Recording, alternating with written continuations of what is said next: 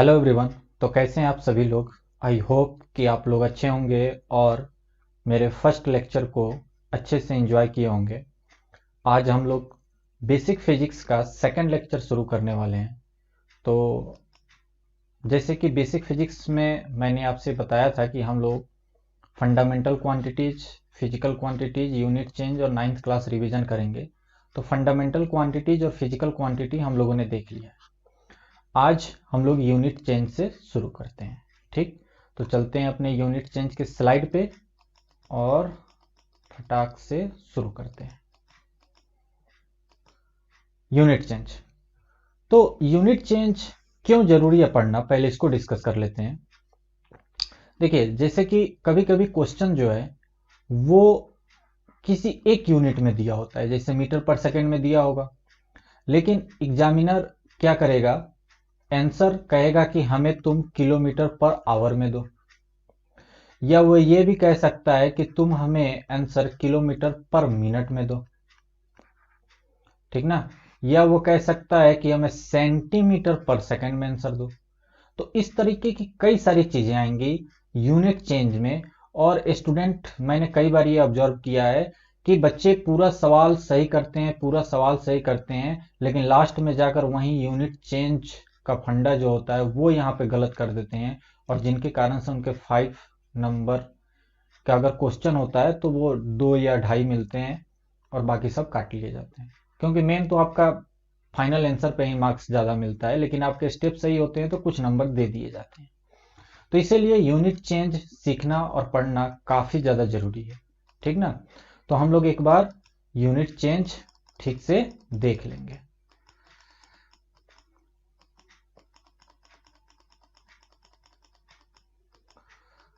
तो आइए unit change सबसे पहले शुरू करते हैं। तो हम लोग पहले कुछ ना ऐसी चीजें देखेंगे जो कि जरूरी है हमारे यूनिट चेंज में। जैसे कि कुछ चीजें आप लोग पहले से जानते भी होंगे, जैसे 1 मीटर, 1 मीटर सभी लोग जानते होंगे 100 सेंटीमीटर होता है। लेकिन कभी कभी क्या होता है कि 1 सेंटीमीटर को अगर मीटर में बदलना होता है ना, तो स्टूडेंट प्रॉब्लम हो जाती है स्टूडेंट को। कितना सिंपल है, ये जो 100 है इसको आप क्या कीजिए, इधर डिवाइड कर दीजिए। तो ये कितना हो जाएगा, यानी 1/100 मीटर। यानी इसको ऐसे भी लिख सकते हैं 1/10⁻²मीटर या 10⁻²मीटर, कैसे भी हम लोग लिख सकते हैं। ठीक ना, तो ये स्टूडेंट्स में कई बार प्रॉब्लम देखी जाती है कि ये पहला वाला तो सही कर लेते हैं, लेकिन ये दूसरा वाला जैसे ही आता है उन्हें समझ में नहीं आता। तो आप तुरंत वहां पे ये ऐसे कर सकते हैं। 1 किलोमीटर, हम सभी लोग जानते हैं 1 किलोमीटर में कितने मीटर होते हैं, 1000।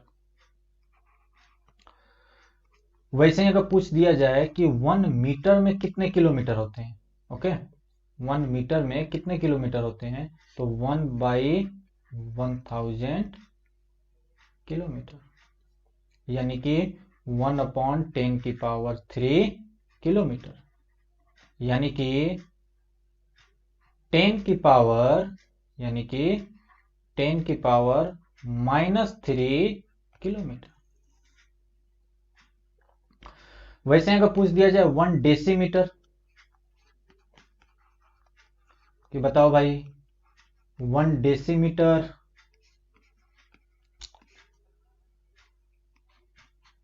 में क्या होता है, तो 1 डेसीमीटर में हम सभी लोग जानते हैं कि 10 सेंटीमीटर होता है। ओके ना, यानी कि इसको भी आप चेंज कर सकते हैं कि 1 सेंटीमीटर को कभी डेसीमीटर में पूछा जाए तो क्या बता सकते हो आप, 1/10 डेसीमीटर, यानी कि 10⁻⁻1 डेसीमीटर। कुछ चीजें 1 आवर में कितने मिनट होते हैं, तो वो 60 मिनट होते हैं, और 60 × 60 60 × 60 सेकेंड होते हैं। ठीक ना, बाकी सब आप लोग निकाल ही लोगे। 1 किलोग्राम 1 किलोग्राम 1000 ग्राम। वैसे ही एक दिन में 24 घंटे होते हैं, फिर मिनट पूछा जाए तो 24 मल्टीप्लाई बाई 60, सेकंड पूछा जाए तो 24 मल्टीप्लाई बाई 60 मल्टीप्लाई बाई 60, ठीक ना। अच्छा, इसको भी आप चेंज कर सकते हो कि अगर 1 ग्राम में पूछा जाए कितने किलोमीटर, तो वही निकालोगे अपना 1 डिवाइडेड बाई 1000 यानी 1/10⁻³ यानी कि 10⁻³ kg। तो ये तो हो गई यूनिट चेंज। हम लोग जब सीखेंगे तो इन सब चीजों का यूज होगा, ठीक ना। तो ये चीजें तो आई थिंक काफी सारी चीजें आप लोगों को पहले से आती भी होंगी। तो हम लोग अब एग्जाम्पल करते हैं और एग्जाम्पल के थ्रू समझते हैं कि क्या वो एक अच्छा तरीका है, एक यूनिक तरीका है और इजी तरीका है कोई भी यूनिट चेंज करने का। आज से लेकर और आप लोग जब तक पढ़ोगे ना तब तक ये काम आने वाला है। इसे हमेशा आप लोग यूज कर सकते हो, ठीक। तो एग्जाम्पल नंबर 1 हम लोग देखते हैं, ठीक। और ये चीज आपको हमेशा काम आने वाली है। आप लोग चाहे कितनी भी हायर स्टडी करोगे और आप लोग हमेशा इसका यूज करके ऐसे यूनिट चेंज कर सकते हो। हालांकि आगे चल के तो प्रैक्टिस हो जाती है, लेकिन जहां भी आप भूलोगे और जहां भी आपको प्रॉब्लम फेस होगी, इस इजी मेथड से आप कर सकते हो। जैसे देखिए, मान के चलिए हमें क्वेश्चन दिया गया 25 मीटर पर सेकंड को कन्वर्ट करना है हमें सेंटीमीटर पर सेकंड। मान के चलिए क्वेश्चन ऐसा दे दिया गया कि एक कार है जो कि 25 मीटर पर सेकंड की रफ्तार से चल रही है। आफ्टर इतना टाइम बता दीजिए, और उसका एक्सेलरेशन इतना है, तो आफ्टर इतना टाइम बता दीजिए उसकी स्पीड क्या होगी, और स्पीड को सेंटीमीटर पर सेकंड में बताइए। ऐसे सवाल दिए जा सकते हैं, ठीक। तो कैसे करना है हमें, देखिए सवाल को आपने पूरा सॉल्व किया या आप शुरू में ही कर सकते हैं। तो जब चेंजमेंट की बात आएगी तब आप क्या करोगे, जैसे 25 मीटर पर सेकंड, पर का मतलब क्या होता है, डिवाइड, ठीक ना। ये आप लोग को पता होगा। तो यानी कि इसको हम ऐसे भी तो लिख सकते हैं 25 multiply by 1 metre divided by 1 second. अगर ऐसे लिख लिए तो क्या कोई दिक्कत है, कोई दिक्कत नहीं है, दोनों सेम बात है। तो अब क्या करें, 25 को 25 ही रखें और 1 मीटर को हमें सेंटीमीटर में बदलना है ना, इस मीटर को। तो 1 मीटर में कितने सेंटीमीटर होते हैं, 100 सेंटीमीटर। कितने होते हैं, 100। और नीचे तो सेकंड ही रखना है तो सेकंड ही रहेगा। यानी कितना हो गया, 2500 सेंटीमीटर पर सेकंड। सिंपल, ठीक ना। एक और एग्जांपल देख लेते हैं, एग्जांपल नंबर 2 एक देख लेते हैं। जैसे कि अगर 4 kilometre per minute to metre per second में बताओ, ठीक ना। 4 किलोमीटर पर मिनट, काफी ज्यादा स्पीड हो गई ना ये, 1 मिनट में 4 किलोमीटर। हाँ, ठीक है। तो क्या करें हम, 4 किलोमीटर पर मिनट, इसको हम कैसे लिख सकते हैं, 4 multiply by 1 kilometre divided by 1 minute, okay ना। तो यानी कि क्या हो जाएगा, 4 मल्टीप्लाई बाई 1 किलोमीटर, 1 किलोमीटर में मीटर में बदलना है, कितना मीटर होता है भाई, 1000। कितना होता है, 1000 मीटर। और 1 मिनट को हमें सेकंड में बदलना है, तो 1 मिनट में कितने सेकंड, 60 सेकंड। तो यानी कि अब डिवाइड कर लीजिए, इससे इसको कर लीजिए, और 2 3 जा 6, 2 3 जा 6 एंड 2 2 जा 4, यानी कि 200 divided by 3 metre per second. ये हमारा आंसर हो गया। तो देखिए कितना इजी तरीका है ना, कितना इजी है। एक और कर लेते हैं, एक और एग्जांपल कर लेते हैं। जैसे अब हम लोग 2-3 ले लेते हैं, कोई भी हाइपोथेटिकल सिचुएशन ले लेते हैं। जैसे कि 15 kg किलोमीटर पर आवर को हमें चेंज करना है, केजी को आप ग्राम में चेंज कीजिए, किलोमीटर को आप मीटर में चेंज कीजिए, और आवर को आप सेकंड में चेंज कीजिए, ठीक ना। इसको चेंज करना है तो कैसे करेंगे, क्या इस चीज को हम लोग ऐसे लिख सकते हैं, 15 into 1 kg into 1 kilometre divided by 1 hour. तो ये किसके बराबर हो जाएगा भाई? ये हो जाएगा 15 इंटू 1 किलोमीटर को अब हमें ग्राम में बदलना है ना, केजी को 1 केजी, सॉरी 1 केजी को, तो 1 केजी को हम क्या बदल देंगे? ग्राम में, यानी कि 1000। और 1 किलोमीटर में कितने मीटर होते हैं? ये भी 1000। कितना डिवाइड करना है? तो 1 आवर को किस में बदलना है? सेकंड में। तो 1 आवर में कितने सेकंड होते हैं? 60 मल्टीप्लाई बाई 60। तो अब तो आपको समझ में आ गया होगा। अब क्या करना है? बस अब तो सिंपल हमें काट छांट करनी है और अपनी फाइनल आंसर 3 से हमने 2 कर दिया और ये 3 से 5 कर दिया। इसको हमने 2 से और 5 कर लिया। लीजिए, इसको चाहे तो और कर सकते हैं। इसको आपको 2 से करना है तो इसको 3 बना लीजिए और इसको 500 बना लीजिए। मतलब आपके ऊपर है, या आप छोड़ भी सकते हैं, इसको 500 कर सकते हैं। तो ये ऊपर हो गया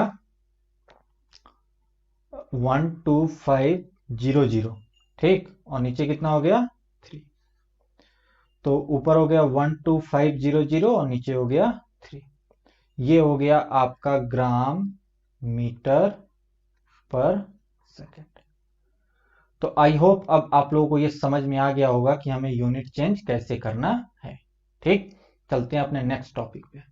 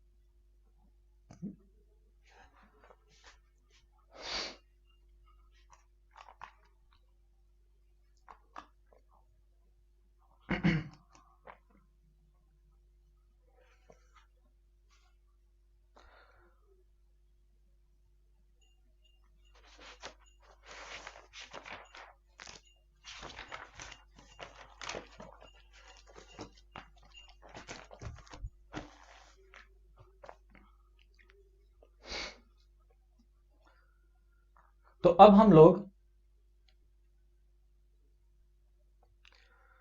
अब हम लोग 9th क्लास का रिवीजन, जो कि इंपॉर्टेंट जितने भी टॉपिक होते हैं, distance, displacement, work, energy, power, speed, velocity, acceleration, उन सबको ऐसे ही छोटा छोटा करके रिवाइज कर लेंगे। सिर्फ हम लोग डेफिनेशन, उसका फॉर्मूला और ये सारी चीजें करके रिवाइज कर लेंगे। तो बताइए डिस्टेंस क्या होता है? सबको मालूम है, एक्चुअल लेंथ जो कवर्ड होता है बॉडी के द्वारा, उसी को हम लोग डिस्टेंस कहते हैं। और डिस्प्लेसमेंट क्या होता है? जो शॉर्टेस्ट डिस्टेंस होती है ना इनिशियल और फाइनल पॉइंट के बीच में, उसको हम लोग डिस्प्लेसमेंट करते हैं। जैसे एक एग्जांपल लेते हैं, ठीक, उससे समझते हैं। जैसे कि मान के चलिए आप पॉइंट ए पर थे, ओके ना, आपको पॉइंट बी पर जाना है। आप पहले 5 किलोमीटर ऊपर गए, फिर 5 किलोमीटर इधर की तरफ है, फिर मान के चलिए 10 किलोमीटर आप नीचे आ गए, ठीक ना, फिर ये 10 किलोमीटर फिर इधर आ गए, ओके। तो ये फिर आप 5 किलोमीटर इधर की तरफ आ गए। तो आपने एक्चुअल में टोटल लेंथ कितनी कवर करी? एक्चुअल लेंथ वो करी आपने 5 + 5 10 और ये 10 और ये 10 और ये 5। यानी कि आप ए पॉइंट से बी पॉइंट इस रास्ते से आए, मान के चलिए रोड ही ऐसी थी तो आप इस रास्ते से आए हो, ठीक ना। तो टोटल आपने कितनी दूरी तय की? टोटल एक्चुअल लेंथ आपकी कितनी कवर की गई आपके द्वारा या किसी बॉडी के द्वारा? वो कितना किया गया? वो हुआ 10 20 30 और ये 35। लेकिन जो डिस्प्लेसमेंट होता है, ये आप सभी लोगों को मालूम है कि डिस्प्लेसमेंट जो होता है शॉर्टेस्ट डिस्टेंस होता है between initial and final point. तो इनिशियल और फाइनल पॉइंट के बीच की जो शॉर्टेज डिस्टेंस है वो क्या होगी, यही तो होगी। यानी हम अपनी जगह से कितना डिस्प्लेस हुए, हम अपनी जगह पर थे और वहां से हम कितना डिस्प्लेस हुए, तो इतना डिस्प्लेस हुए। हम पहले यहां थे और उसके बाद यहां से हम यहां डिस्प्लेस हुए, तो this is the displacement. Okay ना। तो ये हमारी लेंथ 5 है और ये हमारी लेंथ 10 है, यानी डिस्प्लेसमेंट कितना हुआ 15। डिस्प्लेसमेंट कितना हुआ 15 और डिस्टेंस कितना हुआ भाई, तो डिस्टेंस हमने अभी निकाला था 35। तो डिस्टेंस हमारा हो गया यहाँ 35 किलोमीटर, लेकिन हमारा डिस्प्लेसमेंट हो गया 15 किलोमीटर। ठीक है ना। तो ये बात हमेशा ध्यान रखिए, एक कंपटीशन में इस तरह का पूछा भी जाता है तो आप ऐसा लिख भी लीजिए कि डिस्टेंस जो होगा ना, डिस्टेंस ये हमेशा ग्रेटर देन होगा डिस्प्लेसमेंट के, या इक्वल टू भी हो सकता है। अभी मैं बताता हूं इक्वल टू का केस कब होगा भाई। इक्वल टू का केस तब होगा जब ए पॉइंट से हमें बी पॉइंट पर जाना है और हमारी रोड जो है वो पूरी सीधी है, बिल्कुल ऐसे। तो यानी कि अगर हम 5 किलोमीटर डिस्टेंस एक्चुअल कवर करेंगे तो हमारी डिस्प्लेसमेंट भी कितनी हो जाएगी, 5 ही हो जाएगी। ओके ना। तो डिस्टेंस जो होता है या तो डिस्प्लेसमेंट से हमेशा ग्रेटर होगा या उसके बराबर भी हो सकता है इस केस में। ठीक ना। तो ये बात याद रखिएगा। तो आई होप कि यहां तक समझ में आया होगा। अब हम लोग नेक्स्ट क्लास से नई चीज आगे देखेंगे, स्पीड वेलोसिटी, और आगे हम लोग कंटिन्यू करेंगे थर्ड लेक्चर से। और अगर आप लोग हमारे साथ लाइव क्लासेस में जुड़ना चाहते हैं तो जैसा कि मैंने पहले भी बताया था, यहाँ पे ये सारी डिटेल्स है, ये आप लोग एक बार पढ़ लीजिए कि क्या क्या हम लोग लाइव क्लासेस में फैसिलिटी देते हैं। फर्स्ट लेक्चर में मैंने डिटेल में बता भी रखा है और आप हमसे संपर्क कर सकते हैं, हमें चाहे तो कॉल कर सकते हैं या हमारे वेबसाइट पर आप विजिट कर सकते हैं और आप हमारे साथ लाइव क्लासेस में जुड़ सकते हैं। देखिए आपसे रिक्वेस्ट यही है कि यूट्यूब वीडियो एक टॉपिक के लिए सही है, लेकिन आप पूरा चैप्टर नहीं सीख सकते हो, आप पूरा सब्जेक्ट यहाँ से नहीं सीख सकते हो, आप उसमें मास्टर नहीं बन सकते हो। आपको जैसे ही प्रॉब्लम आएगी, अभी तो छोटी छोटी चीजें हैं, आगे चल के जैसे ही प्रॉब्लम आएगी ना आप फंसने लगोगे या आप गिव अप कर दोगे। तो इसीलिए जरूरी है कि आप कहीं भी पढ़ो, ये जरूरी नहीं है कि आप हमारे साथ ही पढ़ो, आप किसी के साथ भी पढ़ो, आपके अगल बगल में अगर अच्छे कोचिंग है तो आप वहां पर अगर पढ़ते हो वहां पढ़ो, हमारे साथ जुड़ना चाहते हो तो हमारे साथ जुड़ो, किसी और के साथ पढ़ना चाहते हो कहीं भी पढ़ो, लेकिन एक टीचर के गाइडलाइन में ही पढ़ो, क्योंकि वो एक्सपीरियंस होते हैं, उनको मालूम होता है, हमें भी मालूम है। ठीक ना। हमने खुद 10th पास की है और हमारे बाद पता नहीं कितने लोगों ने 10th पास की, सबका एक्सपीरियंस है हमारे पास, कई सालों से हम लोग पढ़ा रहे हैं, तो ये भी हम जानते हैं कि हाँ कैसे क्या होता है। और आप लोग फर्स्ट टाइम आए हो तो आप लोगों को तो सब कुछ अच्छा ही लग रहा होगा। अभी कोई थोड़ा सा बता दे वो भी अच्छा लगेगा, कोई ज्यादा बता दे तो आप लोग कहोगे ओ ये तो बहुत ज्यादा नॉलेज रखता है, फिर उसके बाद एक आए जो और ज्यादा बता दे तो आप लोग उसी को राइट मानोगे, फिर एक आए जो बोल दे नहीं भैया ये तो इतना ज्यादा होता है, तो आप लोग किसको चूज करोगे। अगर आपके लाइफ में हमेशा इतना ही रह गया तो आप लोग तो यहीं तक सीमित रह जाओगे ना। तो इसीलिए ये जरूरी है कि आप लोग एक टीचर के गाइडलाइन में पढ़ो, वरना आप लोग समझ नहीं पाओगे कि किस टाइप की हमें तैयारी करनी चाहिए। आगे के रास्ते और भी ज्यादा कठिन हैं। ठीक ना। 10th पास करने के बाद समझ में आती है कि चीजें कैसी पढ़ी जाती हैं। जैसे ये कुछ एग्जाम्स होते हैं आईआईटी जेई के, नीट के, ओलंपियाड के, एनडीए के, एयरफोर्स के, ये सब एग्जाम्स होते हैं जो आपके 10th 11th 12th के ही सिलेबस होते हैं, लेकिन हम लोग लापरवाही करते हैं और उसके बाद यानी 12th के बाद फिर से 12th 11th 9th 10th का ही सिलेबस पढ़ते हैं इन सब एग्जाम की तैयारी करने के लिए। क्यों भाई, जब आप एक बार पढ़ रहे हो तो उसी समय अच्छे से पढ़ लो ना, ताकि ये सारे एग्जाम्स क्लियर हो जाए। तो इस बात का भी ध्यान बच्चे नहीं रखते और अपना पैसा बर्बाद करते हैं, अपना समय बर्बाद करते हैं। इसीलिए जरूरी है कि आप एक अच्छे टीचर के गाइडलाइन में पढ़ें। ठीक। तो मिलते हैं नेक्स्ट लेक्चर में हम लोग, तब तक के लिए बाय, जय हिंद।